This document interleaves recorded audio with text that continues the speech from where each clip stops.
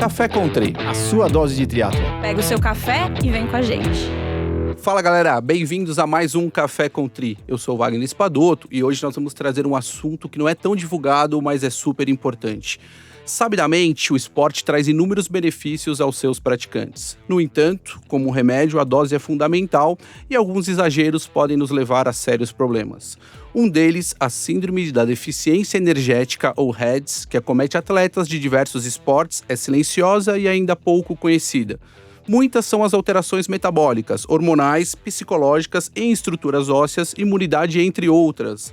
Para nos contar tudo sobre essas 4 letras, estamos aqui hoje com a médica do esporte, doutora Fernanda Rodrigues Lima, que é médica, chefe no ambulatório de atletas do HC aqui em São Paulo, reumatologista, diretora da clínica Move. Temos que levantar realmente uma bandeira vermelha aqui, Fernanda. O que você acha sobre o REDS? O que é o REDS? Explica pra gente, por favor, Fê. O REDS é uma sigla que significa Relative Energy Deficiency in Sports. Ou seja, é uma síndrome que diz que o atleta está comendo pouco ou gastando muito proporcionalmente para o que ele precisa. É uma sacada essa ideia dessa sigla, porque na verdade, antes disso, tudo começou na década de 80 com uma ideia de que as atletas mulheres, quando elas passavam um pouquinho do ponto, seja de comer muito pouco ou fazer muito esporte, elas adoeciam. Por isso que alguém já deve ter ouvido falar, vocês já devem ter ouvido falar na síndrome da atleta feminina, ou tríade da atleta feminina. Tudo começou aí. Com os estudos na década de 80, década de 90 e anos 2000, se percebeu que não é um problema só das atletas mulheres. Os homens também sofrem dessa questão energética, essa questão metabólica. Aí tudo mudou. Tanto que essa síndrome foi estabelecida por um grupo de cientistas ligados ao Comitê Olímpico Internacional. Isso aí começou a ser divulgado somente em 2014. Por isso que é ainda uma coisa muito nova e por isso que é importante a gente divulgar, em especial nos esportes de endurance. Muito legal. Estamos aqui também hoje com a Érica. Érica, você sabia o que era REDS? Não. Primeiro eu vou pedir desculpas aqui que eu tô meio fungando, que hoje meu nariz está ruim. Mas eu já sabia o que era REDS, porque eu já tinha ouvido a doutora Fernanda falar, assim. Já tinha ouvido sim sobre, mas obviamente eu já conhecia a tríade da mulher antes de conhecer o que era REDS, né? Então, mas eu tô aqui para aprender um pouquinho mais. Todos nós. E do outro lado dessa bancada, nosso diretor, Sérgio Magalhães. Bom dia, Sérgio. Fala, boa bom tarde. dia. Tá cumprindo aqui o papel do Beto. Tô substituindo o Betão que não pôde vir. Mas tá ancião como, né? Bem-vinda, viu, Fernanda? Obrigada. Você vai fazer o papel de ranzinza também? Não. Cidinho. Só com o Wagner, Só viu? comigo. Já tinha ouvido falar sobre REDS? Nunca tinha ouvido falar. Tô super interessado em conhecer um pouco mais. O que eu conheço um pouco sobre os desgastes, né, sobre o esporte, a falta de alimentação, de suplementação, eu não sei se é isso muito, mas sobre o REDS especificamente, não. Eu acho um assunto super interessante para a gente falar. Vou mandar algumas perguntas aqui, então. Fernanda, como se detectar essa síndrome no atleta? Aquele atleta que começa a adoecer com frequência, ter muitas infecções de repetição, geralmente de vias aéreas, atletas que começam a ter lesões tendíneas e musculares com frequência, sintomas gastrointestinais, diarreia, náusea, vômito. Pensa que pode afetar a saúde como um todo. Mas o mais legal da detecção da síndrome é que agora nós médicos começamos a considerar a questão da performance.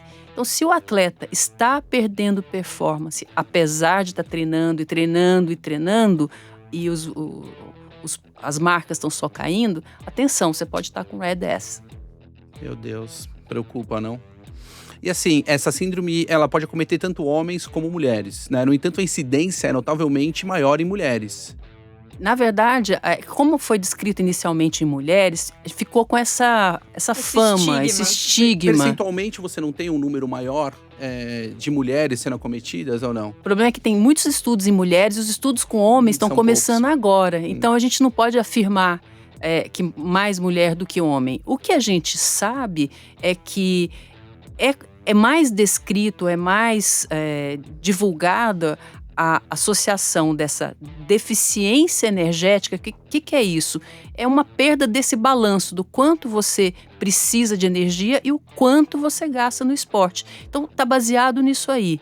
Então, numa linha de tempo, vamos dizer, num ciclo de treinamento, se em determinados momentos desse ciclo de treinamento esse balanço fica ruim, ou atleta, homem ou mulher, vai ficar susceptível a ter lesão. Tudo começou lá atrás, na década de 80, com uma pesquisadora chamada Drinkwater. Ela era treinadora, pesquisadora, e ela começou a perceber que as meninas atletas tinham um transtorno alimentar, entravam em amenorreia, ou seja, paravam de menstruar, e a partir desse ponto começavam a ficar doentes e caía o rendimento. Aliás, eu abro um parênteses para dizer uma coisa muito importante aqui, talvez acho que uma das coisas mais importantes que eu vou falar hoje. Em termos de atleta feminina, não menstruar não é ok. Hoje a gente sabe que não menstruar é um sinal de alerta que tem alguma coisa errada no seu sistema metabólico, no sistema hormonal. Eu ia fazer exatamente essa pergunta, na verdade, porque eu até conheço pessoas, assim, trabalhando aí com as meninas de forma mais próxima. Elas acham que é normal, né? Comecei a treinar e daí fiquei sem menstruar mesmo. Tratam isso como se fosse normal, então não é normal isso. Exato. Parece até que significa que agora eu tô treinando legal, eu parei de menstruar. E qual é a cultura que tá por trás disso, Fernanda? Porque existe uma cultura de ser extremamente leve para determinados esportes e que não menstruar é uma coisa interessante. Uhum. Por que você acha que se originou isso? Eu acho que, primeiro, porque é muito mais tranquilo para a mulher não menstruar, é mais fácil, né? É um problema a menos para se pensar, eu imagino. Principalmente em esportes aquáticos, sei lá. E também porque parece que é uma marca, e isso a gente conversa com muito atleta, e tem muito mito que precisa ser derrubado. Olha, se eu parei de menstruar, é que eu tô com um volume legal de treino. E, na verdade, é um sintoma muito claro que você rompeu um eixo hormonal importante. É que no caso do homem, a gente não consegue, não tem nada tão externo e tão óbvio como parar de menstruar. Mas o que eu tenho visto no consultório dos atletas masculinos é uma coisa muito simples. É fadiga, alteração do sono e perda de libido. É que quase sempre a gente não lembra de perguntar para o atleta: e aí, como é que tá a sua libido? Tá com vontade de transar? Não tá? É difícil às vezes, porque vou falar para vocês, nem os médicos conhecem direito essa síndrome. Acho que só mesmo os médicos de esporte. E aí a gente faz um exame de laboratório e tá lá, a testosterona do homem tá no chão, pé, né? equivale a amenorreia ou a falta de menstruação das mulheres. Isso é engraçado porque muitas vezes, veja, se os médicos não estão cientes desse problema, como que faz para chegar nos técnicos que normalmente estão ali diariamente ou muito próximo a esses atletas? Na verdade, eu gera uma queria até distância colocar longa, um ponto antes, que eu acho que é muito mais difícil para o homem ir buscar ajuda do que a mulher. Então, eu acho que a mulher também tá sempre... Normalmente, a mulher vai mais em médico, a mulher tem alguém que tá sempre mais de olho, pelo menos uma ginecologista ou alguém desse tipo. Homem, acho que é muito mais difícil ir buscar ajuda. Ou quando eles chegam, por exemplo, no seu consultório, Fernanda, eles já estão num nível hard, assim, da síndrome, ou já estão com uma deficiência muito lá na frente, ou você consegue pegar casos que estão ainda no início? Então, isso... Fazendo a sequência do que vocês falaram, sim, os médicos conhecem pouco, portanto, quando um atleta homem chega no consultório, muitas vezes ele vai parar ou no ortopedista, ou no pneumologista, sei lá, ou até num cardiologista, porque tem alterações cardiovasculares relacionadas à RED. Ou no endócrino, né? Isso, ou no endócrino, porque está com a testosterona baixa. Então, existe esse desconhecimento. É verdade que mulheres são mais cuidadosas com a saúde também. E por isso que eu acho que a gente tem que divulgar para o meio médico, que é o que eu tenho feito, mas eu acho mais importante é divulgar a pessoa-chave nessa história aí, eu acho que é o técnico mesmo. O treinador tem que entender, e ele vai perceber isso na planilha dele lá do Training Peaks, que ele vai perceber que os números começam a cair. A performance está caindo. A performance está caindo. A pessoa está se sentindo cansada. Eu tenho uma dúvida. A gente está falando de atletas, né? Atletas a gente fala de um espectro muito amplo, que tem os profissionais, né? Que sobrevivem e vivem do esporte.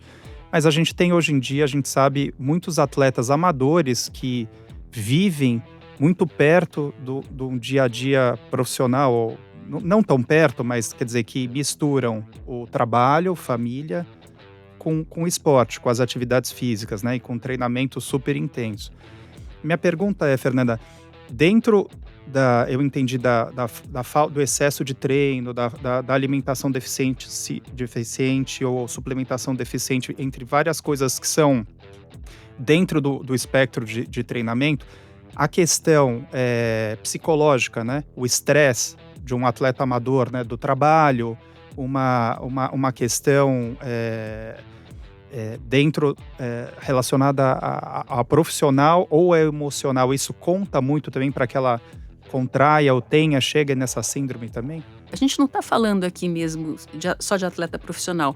O atleta profissional, ele em geral, ele está bem acompanhado com a equipe multidisciplinar que está sabendo tudo o que está acontecendo. Eu acho que vale divulgar para os atletas amadores. E já tem, Sérgio, trabalho mostrando que mesmo em modalidades que oficialmente não são esportes, por exemplo, CrossFit, já tem relatos dessa síndrome. Então, isso que você colocou é muito pertinente, porque o atleta amador, além de competir, de ter um volume de treino grande, ele tem que levar o filho para a escola, ele tem que lidar com o chefe, ele está dormindo mal, tem que ir numa festinha de criança, quer dizer, tem outros inúmeros variáveis que também vão impactar nesse balanço energético. Então, é real, sim. É pra gente como a gente. Entendi. E é muito engraçado que quando você vê assim, eu acho que é um mix, né? Você tem aí a falta de controle de treino, você tem volumes extremamente altos e sem entender a repercussão desses volumes ou intensidades no organismo desse atleta. Você tem uma falta de gerenciar, normalmente, a ingesta de macro e micronutrientes desse atleta, o que é um grande problema. E tudo isso no final ali do jogo vai te acarretar um problema gigante. Então, além do fator psicológico, além do fator cultural, além do fator de alguns esportes, como a dança, por exemplo, que você necessita, bodybuilding, que você vai falar entre estética do corpo, como que fica isso, né? Quais os sintomas, Fernanda, por favor, mais uma pergunta, que nós devemos ficar atentos nesses atletas, uma vez que o técnico que é o primeiro a estar de olho, ou estar com esse atleta por mais tempo do que o médico? Tá. Acho que a primeira coisa é, na mulher, eu já mencionei a questão de não menstruar ou ter alterações menstruais. Vou só te interromper, lembrando que para as mulheres é sempre importante colocá-la no Training Peaks, por exemplo, quando que você menstruou, você não menstruou, aquelas métricas todas, é super importante para controle e ajuda nesse sentido também. Ou mesmo em qualquer lugar em que o técnico tem acesso às informações. Perfeito. Tá? Necessariamente não precisa tem ser nenhuma outros plataforma. aplicativos também que dá para usar para isso. Acho que esse é um ponto claro. O segundo ponto é começar a ter infecções de repetição. Gripei. Daí 15 dias, nossa, parece que essa gripe não foi embora ainda. Vem Aquela de novo. sensação Aquela sensação. né? Alteração de humor pode ter relação com a síndrome, tanto que hoje um dos tópicos mais realçados na síndrome RED são as alterações psicológicas. Desde depressão, quanto também distúrbios alimentares, que é uma coisa que o técnico tem que ficar ligado. Ver se essa pessoa está com comportamentos bizarros alimentares, com muita restrição. Isso é um dado para a gente ficar de olho. No homem, no atleta masculino, os sintomas são menos exuberantes, mas não acontecem menos por isso. Eu acho que é fadiga. E um dado importante é a questão da performance. O treinador, diante dos números que ele tem, ele vai ficando de olho. Se o atleta está treinando direitinho, não tem por que os números caírem. Isso pode ser um fator importante. Outra coisa que eu vejo muito no consultório, fratura por estresse. Alerta. Fratura por estresse é um alerta de RED-S. É óbvio que muitas vezes as fraturas de estresse estão relacionadas com um erro de mecânica, uma sobrecarga específica em determinada semana ou mês, mas se o osso tá bacana, se você tem uma densidade óssea boa, não tem por que ficar fraturando. Eu tenho pacientes que já fizeram, coleções de fraturas de estresse no corpo inteiro. Então, tem que ficar alerta para isso. Nós temos, né?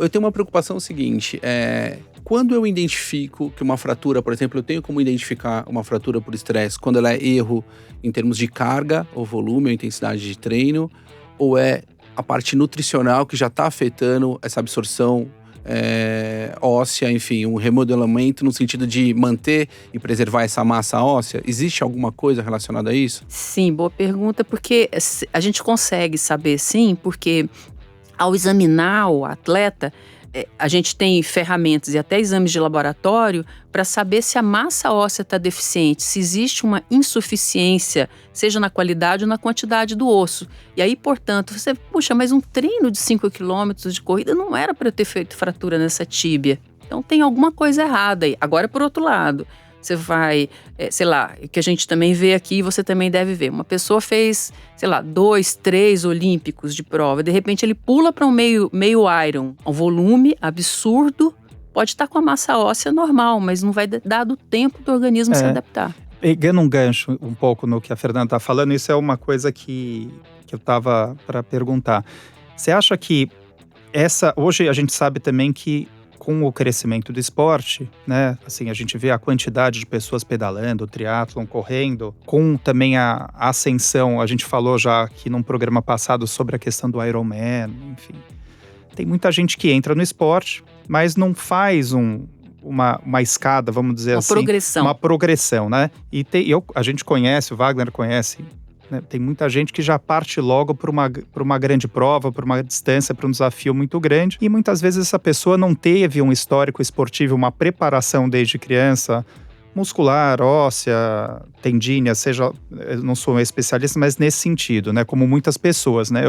Eu tenho amigos que fizeram esporte a vida inteira e que começam a fazer triatlon e já saem fazendo um Ironman, mas você não olhou lá atrás que desde os 7 anos ele já nadava, tem uma base. Você acha que pode ser um gatilho também para muitas dessas pessoas que querem fazer um pulo muito grande e se cobram muito e partem por um treinamento muito intensivo e não estão acostumadas? Isso pode também trazer um pouco da síndrome e esse desgaste excessivo? Sem dúvida. Isso é uma coisa que a gente vê bastante. Porque a gente tem que imaginar, essa história do REDS é uma fórmula. De um lado eu tenho a disponibilidade energética, do outro eu tenho o quanto eu ingiro, tenho de ingestão de energia, e do outro o quanto eu gasto. Que é o que às vezes acontece com essas pessoas, elas querem perder peso para elas performarem melhor, elas continuam com o mesmo aporte de energético por dia, mas elas dão um salto na energia, no gasto energético, que é o que você está falando. E aí elas ficam mais susceptíveis. Tem uma coisa que eu não mencionei aqui que é importante. Por que raios é importante esse tal balanço energético? Que esse balanço energético, pessoal, é que vai dar a base para o que o organismo consome no dia a dia. Então, as funções normais do organismo, de funcionamento das células, do fígado, dos hormônios, do cérebro, vem de um negócio chamado taxa metabólica basal, que é o quanto eu gasto quando eu estou acordada. Se você reserva pouca energia para essa taxa metabólica basal, como se fosse, sei lá, a conta corrente de energia do seu organismo, e pega todo o seu dinheiro energético e gasta no seu treinamento, vai faltar para essa conta corrente. O organismo vai ter que tirar de algum lugar. Ou vai baixar a sua imunidade, ou vai piorar os seus vasos e te favorecer ter doenças cardíacas no futuro, ou no caso tanto da mulher quanto do homem, atrapalhar em fertilidade para quem pensa em ter filhos mais para frente. Então, se você sai de provas curtas e começa em 6 meses a escalar para fazer grandes distâncias, sua chance de machucar ou de ter lesão é grande. E falando numa série de problemas que você pode ter, você falou parte hormonal, imunológica, em termos de treino, como que se dá esse trabalho multidisciplinar? Fisioterapeuta, possivelmente, um médico, preparador físico ou técnico, psicólogo, nutricionista. Existe uma conversa entre eles? Como que está acontecendo isso hoje em dia, Fernanda? Então, a gente sabe que quanto mais engrenado essa equipe, melhor para o atleta. A gente consegue fazer isso nos atletas profissionais. De novo, aí os amadores vão sofrer novamente, porque às vezes fica tudo meio disperso. E muitas vezes o médico mal conversa com o técnico, ou ao contrário, o técnico não quer saber. A nutricionista está falando uma coisa, prescrevendo zilhões de suplementos para o atleta, que não bate com os achados de laboratório. O médico às vezes é arrogante, não quer ouvir. Então tem sempre uma sequência de erros aí. Essa integração ela é importante sim para proteger o atleta de lesão. Existe alguma modalidade em que os atletas são mais acometidos? Existe isso? Existe sim. A gente sempre é mais descrito em esportes de endurance ou ultra endurance. Esportes em que a questão da relação peso-potência é importante, que aí vira aquela obsessão qual é o peso-potência ideal. Por quilo. Watts por quilo. Esportes em que a medida, os pontos, a marcação, as notas não são objetivos, como, por exemplo, em nado sincronizado, nas ginásticas, que depende de uma pontuação externa de um juiz. Isso é de enlouquecer atleta, porque aí você vai entrar no meio a questão estética. Falando de peso-potência também, tem um trabalho muito legal de uma pesquisadora estrangeira que, por sinal, agora está fazendo pós-doutorado na USP, está trabalhando conosco lá. Ela pesquisou jockeys, a IMER. E ela encontrou realmente já sinais de RED-S em jockeys, porque eles têm que ficar muito leves, né? E tem um monte de erros alimentares aí envolvidos para se atingir esse peso. E saindo um pouquinho do esporte, mas indo um pouquinho da arte, são os bailarinos. E aí nos bailarinos entra uma outra questão, porque aí tem muito mito, como não tem essa rigidez do esporte, aí entra o uso de outras substâncias que também podem favorecer esse tipo de lesão. Acho que a gente está entrando aqui no assunto da imagem e acho que as mídias sociais têm um papel muito grande nisso. Historicamente, acho que quem sofria mais com essa questão do corpo perfeito era muito mais a mulher, que tinha muito mais distúrbio alimentar. Hoje em dia, acho que não são só as mulheres, acho que também os homens estão sofrendo muito mais disso. Você acha que o pessoal da nutrição, tá todo mundo assim preparado também para lidar com essas novas síndromes que têm surgido, com essa pressão social, com a pressão pelo corpo, a pressão pela performance? Eu acho que é um jogo ali muito complicado. O que eu posso dizer para você é que eu acho que os profissionais da nutrição, eles são essenciais para o atleta, tanto recreativo quanto profissional. E eu fico contente em saber, assim, cada vez mais eles nos procuram, a gente está divulgando o curso, os profissionais que trabalham com nutrição do esporte estão procurando se atualizar. Mas eu concordo com você que tem muito mito e também, infelizmente, graças às redes sociais, muita porcaria aí é divulgado e acaba sendo difundido sem necessidade. Por isso, sim, a gente conta muito com nutricionistas responsáveis para ajudar a gente nisso aí. De novo, eu ressalto, não é só a relação peso-potência que é importante, porque não adianta, se você não estiver saudável, você não vai performar bem, não adianta estar magérrimo para escalar ou subir, mas se você não consegue pedalar saudável 2, 3, 4, 5 horas, o que adianta? Uhum. Você sabe que essa questão da estética, do visual, eu não treino há tanto tempo, vai desde 96, já é há algum tempo, mas na época que eu comecei a treinar era moleque, eu não tinha nenhuma preocupação com estética, porque era menino, magro, então assim, o que eu queria era fazer uma maratona, era cumpria dentro da minha possibilidade de performance aquele objetivo, né? Mas eu acho que hoje, com a questão das mídias sociais, também, eu vejo que muitas pessoas procuram o esporte como o triatlon, procuram a corrida, isso colocando aqui para a gente saber também a opinião do Wagner, da Fernanda e tua, Érica, como uma possibilidade de melhorar o visual estético dela. E aí, eu acho que tem uma coisa que corre paralela, porque assim, a gente pratica esporte por um objetivo que é completar uma prova, seja num tempo ou não tempo. E a questão do corpo, a questão fisiológica, se você vai ficar... e não estou falando em estar bem preparado, porque tem pessoas que não são esteticamente, têm um corpo super bonito, mas são bem preparadas, né? Então a gente tem que separar, na minha opinião, aquela pessoa que tem o tanquinho, barriga trincada, né? Do cara que é um pouco mais cheinho, mas tá com saúde. Mas muita gente, eu enxergo hoje, que entra no esporte com um foco muito maior estético, né? E já quer fazer muitas vezes uma prova, mas ele tá muito preocupado. E isso pode também desencadear a síndrome. Por quê? Porque essa pessoa tá mais preocupada com o que ela não pode comer para ela não, né, para ela conseguir alcançar aquela estética que ela tá procurando se olhar no espelho. Então ela vai deixar de comer alguma coisa ou ela vai aumentar o treino dela e ela tá com deficiência suplementar em alguma coisa. Então, eu fico lembrando de como eu comecei, que assim, eu comia de tudo, na época não tinha tantos suplementos, não tinham tantas coisas, e a gente... E a recompensa disso vinha. Óbvio, você ia ter um corpo saudável, em ordem, né? Então, como que você enxerga hoje isso, Fernanda? Essa questão porque a gente está falando de performance, né? De objetivos, mas versus a estética, né? Uhum. Então, como é que você enxerga, Wagner, essa questão né, da busca do esporte pela estética ou pelo objetivo, né, da performance? Bom, acho que isso é realmente uma observação interessante. Você sabe que em determinados esportes o percentual, a incidência de transtorno alimentar é muito, muito mais alto do que na população geral, sedentária, ou que faz exercício. Então, assim, isso é real. Uma maneira de você alimentar, usando um trocadilho, o seu transtorno alimentar é indo fazer esporte de alta intensidade. Uhum. Então, sem dúvida. E eu acho que cabe à nutricionista e cabe ao técnico ficar de olho nisso aí. Eu vejo acho a pessoa com jejum intermitente, agora a gente saindo para treinar sem comer nada, enfim, são coisas que eu tenho visto. Existe um ponto aí importante que, assim, sair para treinar sem comer nada ou em jejum, né?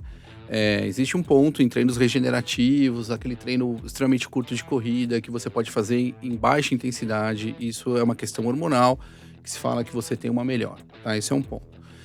Existe outro ponto que é essas dietas em que você não come, faz low carb ou zero carb e você fica ali na base da proteína e da gordura do teu corpo. Basicamente isso.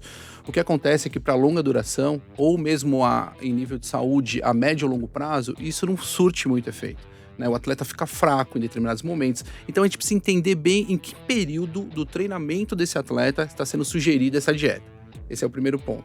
Funciona? Aí é uma questão da nutricionista e do atleta. E para que atleta nós estamos falando? Funciona para todos? Não sei. Possivelmente não. Então a gente tem que saber diferenciar isso. Eu acho que esse é um ponto importante. Em relação à sua pergunta, o que eu penso é que existe sim uma gama de atletas ou de pessoas que vêm procurando o triatlon ou vêm procurando maratonas porque pensam muito mais na parte estética do corpo, ou seja, eu vou treinar e sei que vou emagrecer com isso e aí eu vou ter o corpo. Só que aí eu acho que muitas vezes passa, porque o atleta ele não entende o tempo para se evoluir, né? A curva de evolução para esse atleta, muitas vezes que coloca volume e coloca uma intensidade grande, ela faz uma curva numa ascensão tão grande que o atleta se machuca e começa a ter problemas como o RED-S. Então, isso é um grande problema para nós. Como instrumentar esse atleta, falar, olha, não é assim que funciona. E essa educação, ela tem que ser quase que, sabe, semanal, diária quase com o atleta, essa conversa. Para que ele realmente entenda o que nós queremos com o exercício físico. Primeiro é saúde. É o primeiro ponto. O atleta amador é saúde. O atleta de alto nível profissional, a gente vai só performance pura. Esse atleta amador, ele também busca uma performance? Sim, mas eu não posso esquecer, eu não posso deixar de comprometer com a saúde desse atleta. Eu acho que desde que ele tenha alguém que seja um coach ou alguém que possa falar, você precisa ir numa nutricionista, você precisa revisar a sua dieta, se é que você está fazendo alguma dieta, porque eu acho que entrando no ponto que você falou, tem muita gente que começa a fazer esporte e simplesmente por fazer e não tem nenhum acompanhamento de nutrição, não tem nenhum acompanhamento de nada, né? Então, assim, quem começa no esporte, se não entra para uma assessoria, se não tem o apoio de um coach, se não conhece alguém que também já pratica, você fica totalmente à mercê do que estão falando nas redes sociais, da blogueira que corre e do que ela come, entendeu? A gente está falando de alimentação, né? Que a gente falou que deve ser, Fernanda, um dos principais gatilhos, né? Assim, o desequilíbrio, né? O sono. É importante o sono? Eu queria um pouco da tua... Sim. Sono e Sim. recuperação. Porque o sono, ele tá É. ligado provavelmente também muito à recuperação, Sem né? sombra de dúvida. E muitas vezes, o que a gente vê, a gente tá batendo na tecla da ingesta alimentar, mas o Sérgio comentou uma coisa que é importante, porque muitas vezes o transtorno aparece, eu tô comendo a mesma coisa que a nutricionista me pediu, mas o técnico tá me passando um treino muito fraquinho, eu vou correr de manhã, mas eu vou na esteira, eu vou correr mais um pouquinho à noite, eu durmo um pouco mais tarde, mas eu ganho um pouquinho de quilômetros a mais. Sérgio, você não sabe como eu escuto isso. Você diz de fugir da planilha mesmo. Fugir da planilha. Vou fazer um pouco a mais. Exato. E como esse cara ou essa menina, eles trabalham, eles vão ter que correr da cabeça deles uma segunda vez ou nadar uma segunda vez em algum horário. O que você acha que vai ficar de menos? É o sono. A pessoa vai dormir menos. Fala assim, por que eu vou perder meu tempo dormindo? Gente, esse é o maior erro, porque é justamente nesse momento em que o organismo faz os reparos necessários da carga de treino que foi imposta no dia anterior. E absorve essa carga, né? Eu ouvia muito falar, quer dizer, o Wagner sempre me falava assim, né? Quando você tem uma noite mal dormida, uma das coisas que eu lembro que ele sempre me contava é que parece que a gente não lubrifica, né, bem as articulações. Tem uma série de coisas nesse sentido, né, que eu queria que você falasse um pouco. O que acontece quando a gente não dorme, a gente não desenvolve os hormônios, enfim. O que isso pode acarretar no dia seguinte? Exatamente. O que é recomendado para o atleta? Realmente dormir pelo menos 8 horas por dia. Ou conseguir dormir 8 horas por dia para que isso aconteça. Esses processos regenerativos de produção de hormônios anabolizantes, recuperação de massa muscular, até no cérebro mesmo, essa reorganização, principalmente, eu vou falar para vocês, não é o caso do triatlon, mas em alguns esportes em que a técnica é importante, é à noite que o cérebro repassa as informações motoras, reorganiza as informações motoras que o atleta treinou durante o dia. Você pensa uma modalidade, por exemplo, como esgrima ou como dança, em que cada gesto é muito importante, né? Então é à noite que isso vai acontecer. Eu tenho uma dúvida, assim, que eu acho que é complicada. Com o avançar dos Obrigada. anos, essa vai direto. Vamos lá. Mas com certeza você vai tirar de letra, não tenho dúvidas. Com o passar dos anos, você tem aí um prejuízo em material mineral e orgânico dos ossos. Como que a gente consegue... Porque eu vou ter que dar o quê? Qual que é o processo no atleta que vai envelhecendo e que também faz esportes de longa duração, por exemplo, maratona ou triatlons de ultra endurance?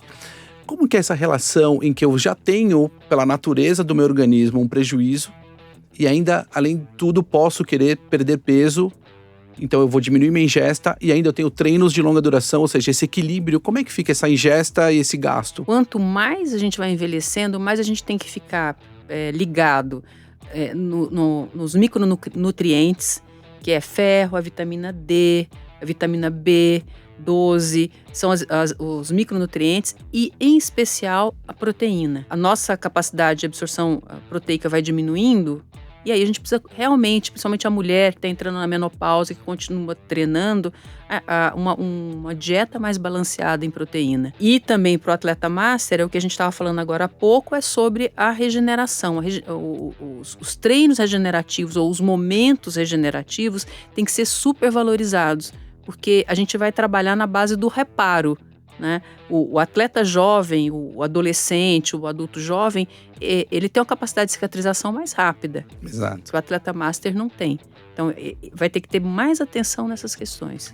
Existe até alguns índices de fadiga para o atleta master, em que ao invés de você deixar basicamente 14 dias ou 7 dias, você aumenta um pouco esse prazo onde a fadiga residual ainda está no corpo dele. Então, são alguns dados e métricas que a gente muitas vezes trabalha para poder sustentar o atleta que é um pouco mais velho, né? Eu mudo esse parâmetro de quantos dias a fadiga residual ainda repercute nesse atleta. Isso que você está falando é importante, porque assim, nos nossos trabalhos, na hora que a gente está falando em recuperação de um atleta com RED-S, uma das coisas que a gente pede para o técnico é estabelecer uma relação da carga aguda, que é aquela carga de 7 dias, versus a carga crônica. Existe até um índice que você tem que manter de carga aguda para carga crônica para... Pra Que- evitar é, a lesão, e que tem você o- entra e numa hoje- red zone ali. Exatamente. Graças aos inúmeros aplicativos que a gente tem, isso facilita muito. Sim, sim. E outro aspecto também que a gente não pode deixar de falar é o conceito de carga interna.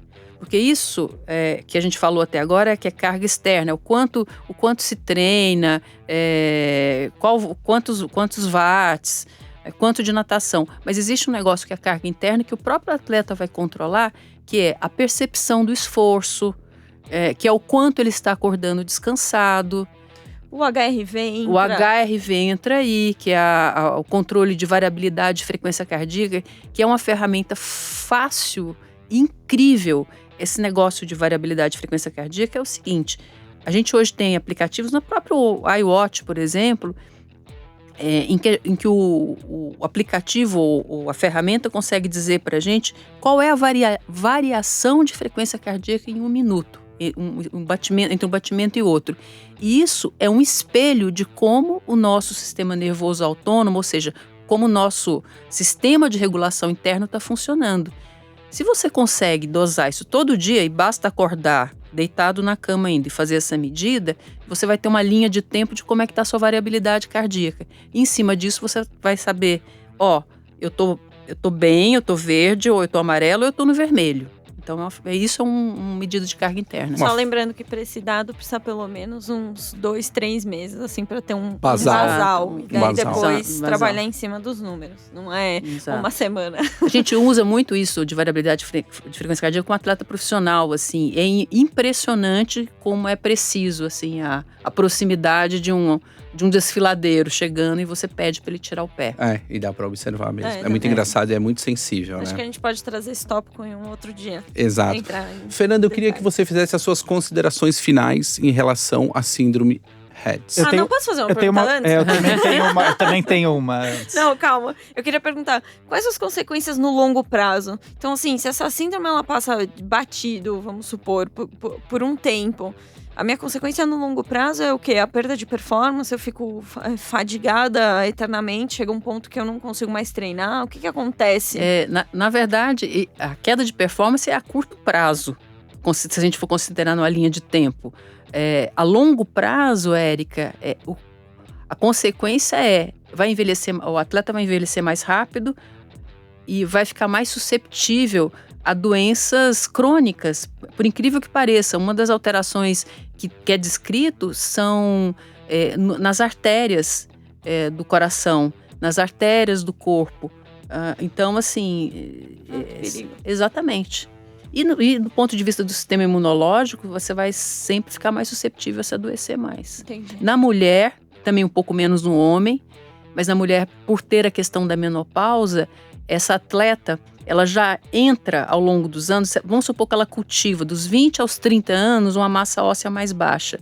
Ela vai entrar na menopausa, que toda mulher na menopausa perde massa óssea, ela vai entrar já numa osteoporose. E aí as complicações são grandes.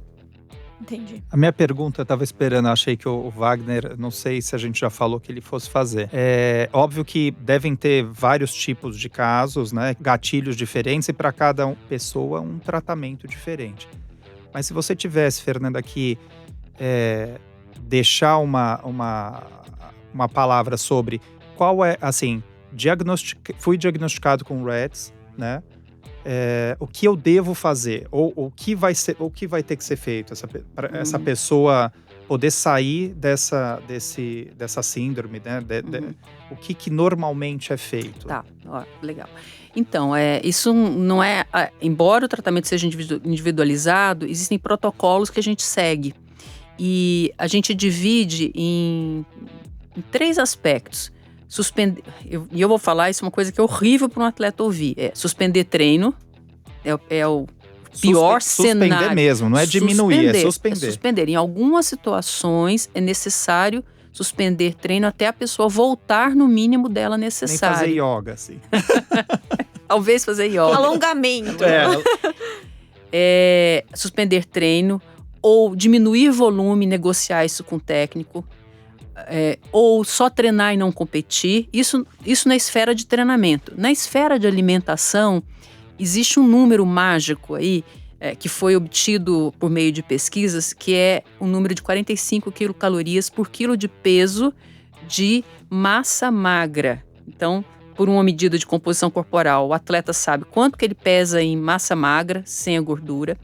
E em cima disso, o nutricionista tem que nos ajudar a esse aporte de pelo menos 30, 35, chegando como meta 45.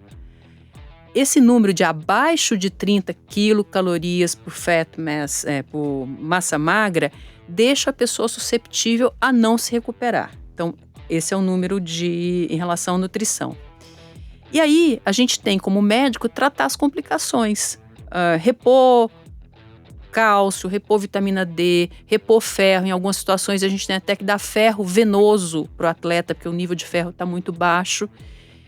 O ajuste e muitas vezes médicos não bem orientados, eles veem lá o atleta com testosterona no chão, o que eles vão fazer?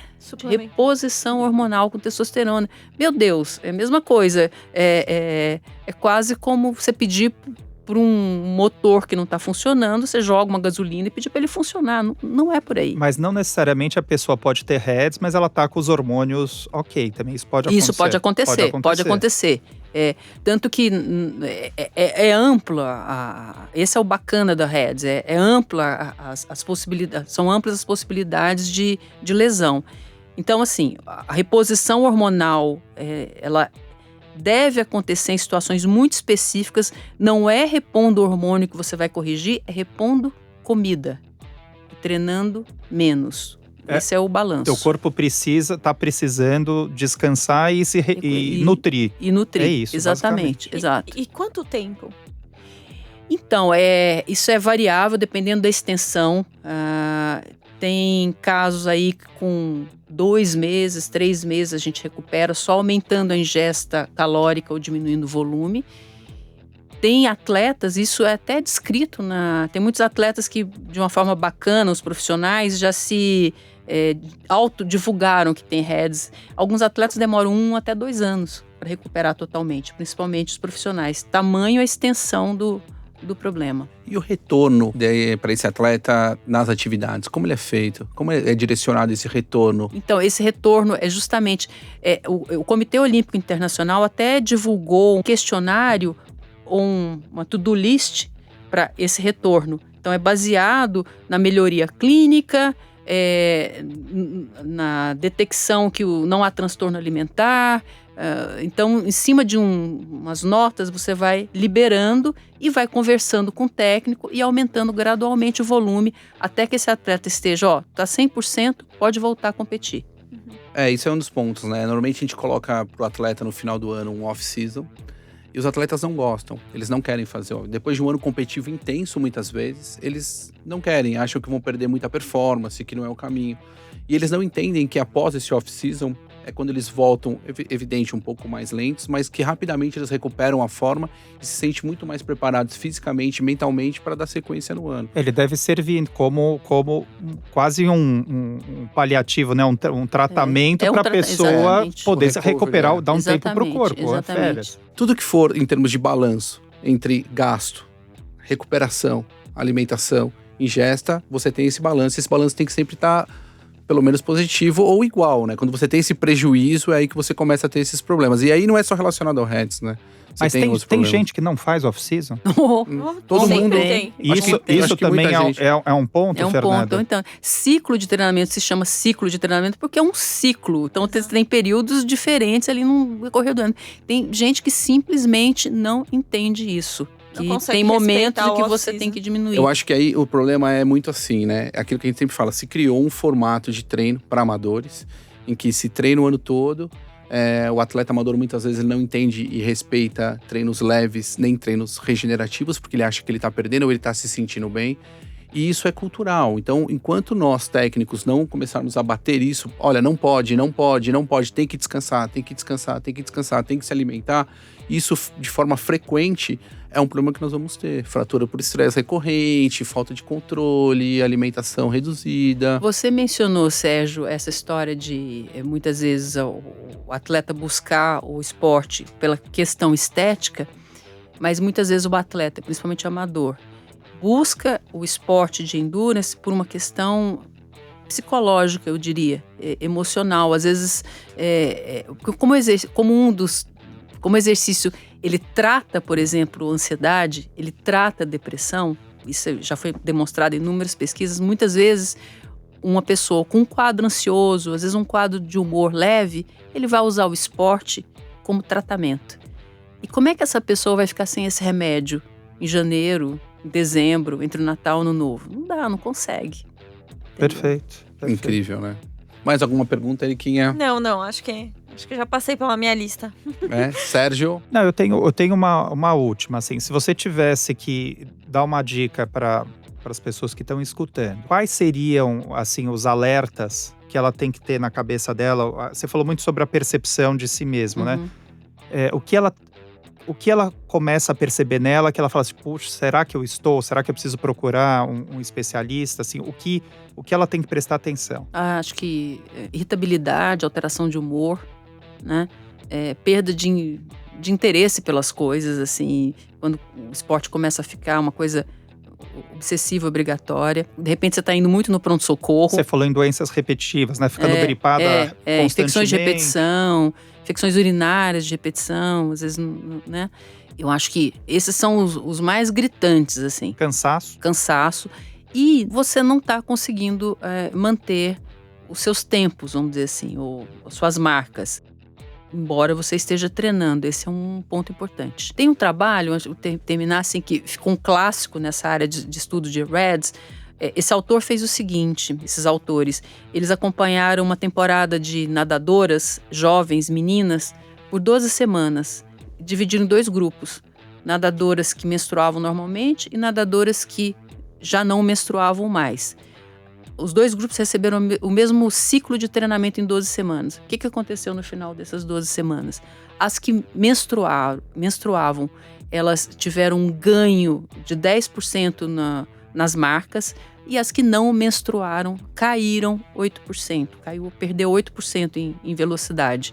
Ou seja, é um valor extremamente... É muito alto, é muito alto isso. É muito alto. Perdeu 8 e deixou de ganhar 10. Deixou de ganhar 10, exatamente. Incrível. Então, se você não tá nem aí para sua saúde... Não, se você não tá nem aí para saúde, no caso. É um jeito que você pega o atleta mostrando que vai pegar na performance. Legal, bacana. Olha, muito obrigado por essa conversa extremamente esclarecedora. Eu fiquei animadíssimo com esse assunto. Obrigado, Érica, mais uma vez aqui. Obrigada aí, pessoal. Obrigada, Fernanda. Muito obrigada. Eu agradeço. Muito contente incrível de estar aqui. Serginho. Obrigado, viu, Fernanda? Obrigada, eu acho que eu tinha muitas dúvidas, né? Que acho que foram clareadas aí. Acho que com certeza para as pessoas também. Sim, com certeza. Obrigado, pessoal. Até o próximo Café com Tri. Sigam-nos nas redes sociais. Lá no Instagram pode deixar seus comentários. Fala pra gente se esse assunto ficou claro aí pra vocês. Se não, podem deixar as dúvidas por lá que a gente tenta responder. E obrigada, Fernanda. Muito obrigada por ter vindo aqui. O Instagram é @cafécomtriatlon. Boa. Obrigado, viu, gente? Até mais, pessoal. Valeu. Café com Tri, a sua dose de triatlon. Pega o seu café e vem com a gente.